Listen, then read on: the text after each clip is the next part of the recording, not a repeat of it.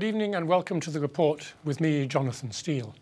Tonight on the programme we'll be discussing the outcomes of the Conservative Party conference, as well as the aftermath of airstrikes in Syria and other stories making the headlines today.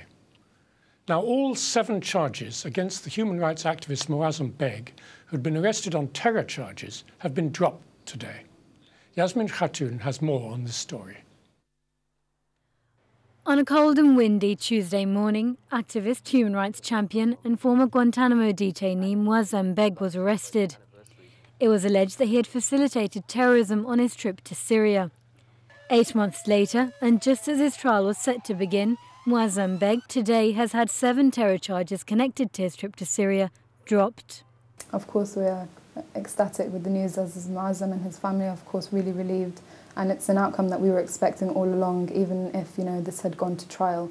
We were expecting the same outcome because, of course, everything that Moazzam had admitted to doing was not a criminal offence, and the prosecution have now come to that, although it is just a few days before trial. Obviously, this is welcome news.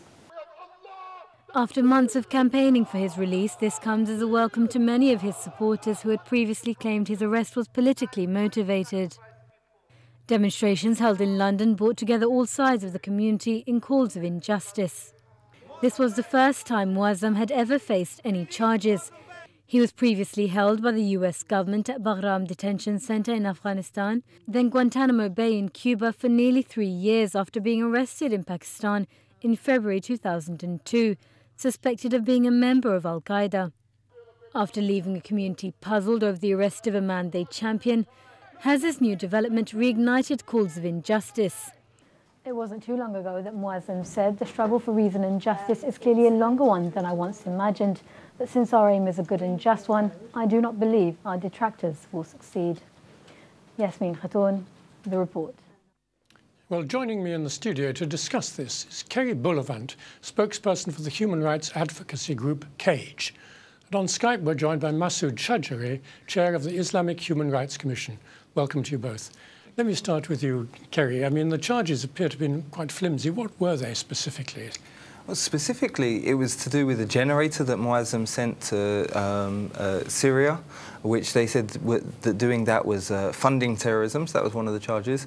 While Moazzam was out there delivering aid, he did some fitness with some groups of people, and they said that this was terrorist training and that he had attended a terrorist training camp. And you have to remember that in Syria things are very fluid. It's not just one bloc. Not everybody is ISIS or not everybody is Jabhat al-Nusra. So you have, like, for example, aid convoys that Moazzam went in there with who are delivering aid and food. You have groups that are purely fighting Assad, who is a dictator who's massacring and bombing his own people. And then you have other groups with other objectives like ISIS who want to set up an Islamic State. What Moazzam was doing was helping some people who were being attacked by Assad to be in a fit state. Remember, there was no accusation even of any weapons or military training, to be in a fit state in terms of their cardio, that they could be able to survive, basically. But do you think it was kind of revenge against him because he managed to escape from Guantanamo because there were no charges there either? Well, this is it. Moazzam has, for many years, along with CAGE, been advocating for the rights of prisoners and advocating that a more nuanced look be taken at our foreign policy and what our objectives are.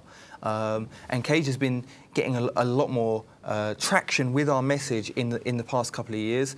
And we at CAGE said right from the beginning, on this show in fact, that we felt that this was a politically motivated arrest. We feel that that's been vindicated and that we're correct in what we said now, and that this was all a purpose and a measure to try and defame Moazzam and to try and silence CAGE.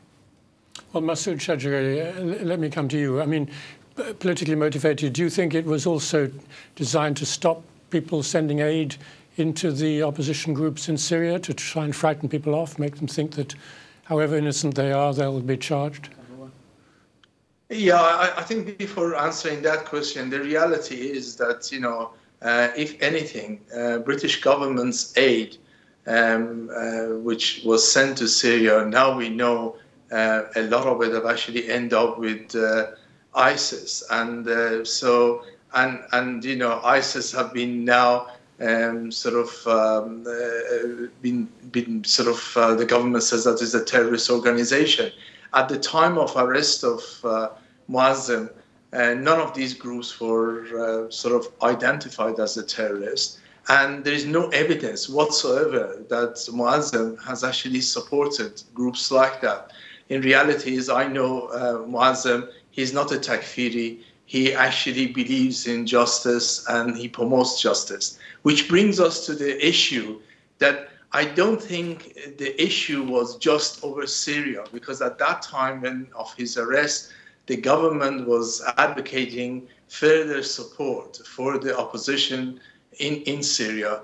I think what really, the reason they've gone for Moazzam was actually to scare off all those who are standing for justice, all those who are articulating that the British government's policy of dealing with extremism is at fault. The foreign policy and their policy is actually counterproductive and creating huge problem, and actually being one of the advocates and very strong advocates of these concepts. And I think the reason they stopped him wasn't because of one generator. For God's sake, what is one generator is going to do in comparison to what British government was itself giving? Or indeed, you know, doing some exercises in the early morning with a group of people there. The reason was to shut him up and actually give the message to the rest of us that we are going to go for you. We're going to go for you even if you are a personality like Moazzam or others who are actually campaigning on the same basis, and to tell the Muslim community that you are going to be judged with different criteria to anyone else, i.e. we are going to arrest you, we're going to keep you in prison, even we know that you haven't done anything, we're going to keep you, we're not going to give you bail, and then at the end of it we come and say, look, there is no evidence. But still, we will harass you for months and months and actually try to put pressure on your organizations, on your colleagues, on your family and so forth. And this is really the reality of the message that this government and now the police and the prosecutors are giving to the Muslim community. But we really need to say it over and over that we are not going to be scared off by these tactics. And we will stand up for what is right and what is just, no matter what they do to us. Okay. And you know, I'm glad that Moazzam has gone the right way through, and we all expected the same thing happening, right. And he will be released. Let me come back to Kerry. It still is government policy to give so-called non-lethal equipment and help to the opposition groups to the Assad government. So wouldn't it have been very embarrassing if it had gone to trial and it was shown that all he was doing was the same as what the government is doing? Well, this is the irony of the situation. The government says that while it's allegedly supporting certain groups within the rebels, it's also bombing or part of the coalition, which is bombing rebels in Aleppo and Idlib, where there are no ISIS. The whole premise for why we've gone in and our strikes on Iraq has been falsely sold to us as an operation against ISIS, when in actual fact it's much, much broader than that and much, much more nefarious. Well, what is it then? Specify what you mean. If this is an operation trying to target ISIS, why are they attacking regions where it's very well documented that there are no ISIS troops, in areas where other groups are in control and other groups that are focusing their efforts on Assad? Now, I think there's clearly been a bit of a quid pro quo here, with sort of behind-the-scenes deals between Iran, perhaps, or other people that wish to see the resistance against Assad weakened, and the Americans who want their help in pushing back ISIS.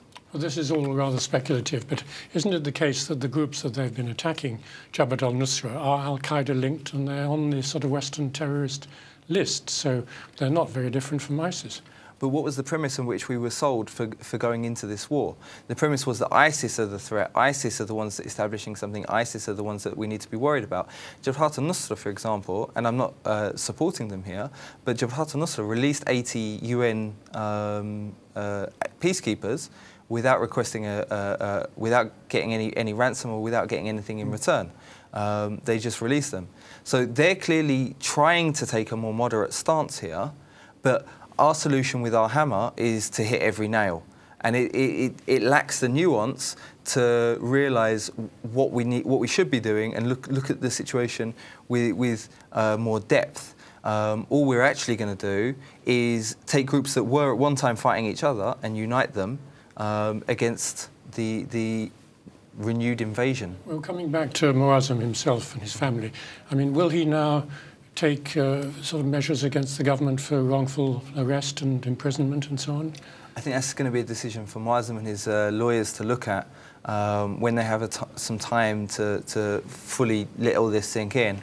I think if it turns out that is an avenue open to him, that's a perfectly reasonable thing to do. They've taken away 7 months of his life. They've defamed him. Moazzam is very well known for his integrity and his justice and his honesty. And they've constantly attacked that. And so if it turns out that there is a legal recourse, I would personally suggest that he takes it and he gets reparations for the damage they've done to his life. Well, Massoud, coming back to you, I mean, this is a good news story, an unusual one. Do you think it will actually prevent the government or deter the government a little bit from arresting people in the same way who come back from Syria? You know, rather than looking at the bad side of this, let's look at the good side of it.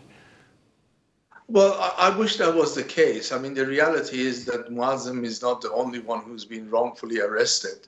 And unfortunately is not going to be the last one, especially since what was said, you know, sort of yesterday by the Home Secretary. You know, they are now moving the goalpost to sort of arrest lawfully many people who are not advocating violence. They're just advocating what is the wrong policy of the British government and advocating for justice for fellow human beings. And so really the reality is that I wish that was the case, but I will doubt it, because the way we are seeing the way that the wind is moving at the moment, blowing, it actually proves exactly the opposite. But you know, I have to say that, you know, I hope that Moazzam will take legal action, not just for himself, and I think you know, he has suffered, but for everybody else. I mean, the reality is that this government, unless we challenge it and challenge it over and over again, we are not going to get anywhere. And our challenges is not just for the personal reasons. Our challenges is actually for creating a better and juster society. Currently, the government's position on fighting extremism and terrorism is totally bonkers, and really something needs to be done, because the more of same that they're doing actually creates a worse situation. And in reality, we've seen it over and over, that we are becoming more in danger because of the misguided and the policies by the British government and the West as a whole. Well, I think on that note, we'll have to end this section of the programme. That's all we have time for. But do rejoin us after the break, where we'll be looking at the aftermath of the airstrikes in Syria and the rest of today's news. So stay with us.